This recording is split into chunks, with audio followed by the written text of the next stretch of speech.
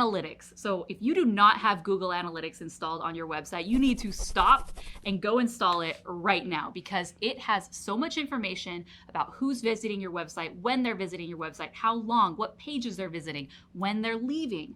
It's so much information, and it will help you understand which of your articles that you spent a lot of time creating are getting the most traffic, where they're coming from, what search terms people are searching to find those articles.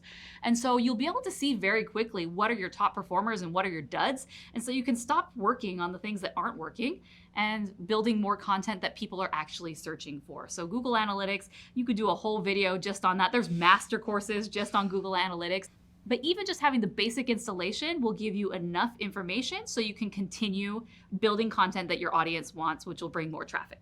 And then to add on that, I'd probably recommend setting up Google Webmaster Tools just so you can see where your organic search traffic's coming from, because you can see search terms, how often people are viewing it, if they're clicking it, things like that kind of piggybacks on that Google Analytics. Yep.